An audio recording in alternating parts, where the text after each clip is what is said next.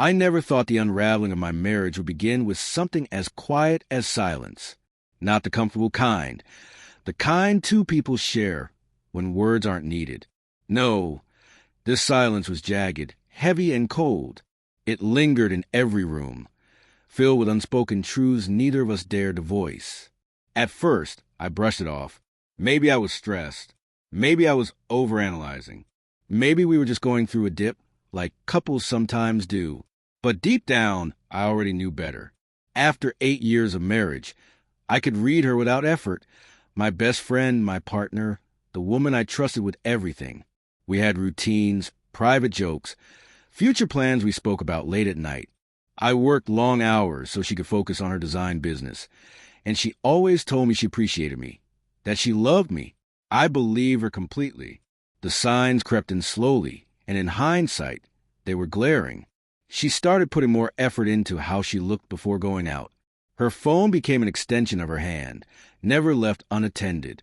She laughed too easily at texts I never saw, locked her phone with secrecy that hadn't been there before. Little by little, I stopped feeling like her husband and started feeling like an outsider in my own home. I held back from confronting her. I didn't want to accuse without proof.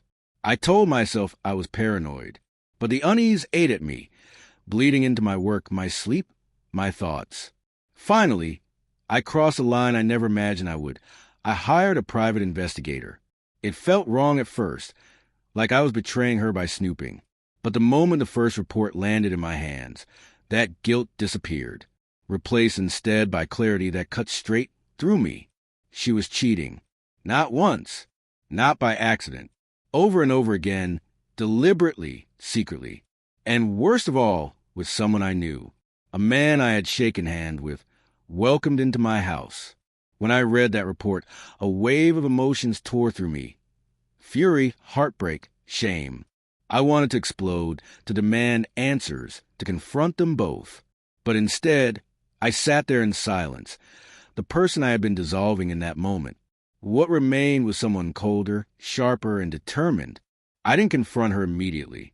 I watched. I let her lies play out. I noticed the way she kissed me goodnight, whispered, "I love you," and then carried on as if her betrayal didn't exist. She did it with no hesitation, no guilt. That was when I made my choice. I would not scream. I would not beg. I would not crumble. I would act with precision.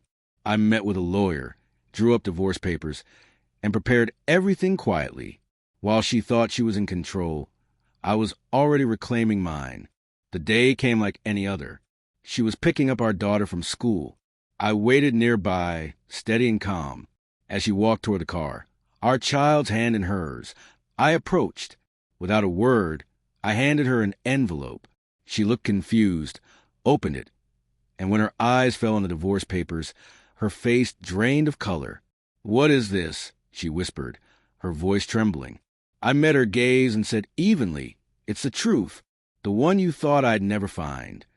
She stammered, tried to explain, to twist the story, but there was nothing left to discuss. I turned and walked away, leaving her standing there with the proof of what she had done.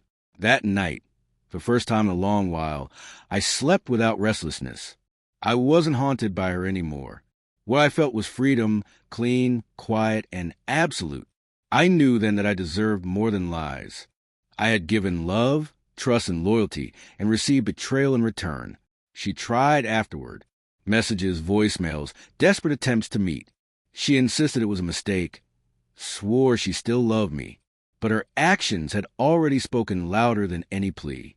I didn't answer. I kept moving forward. The divorce wasn't easy, but I walked out stronger.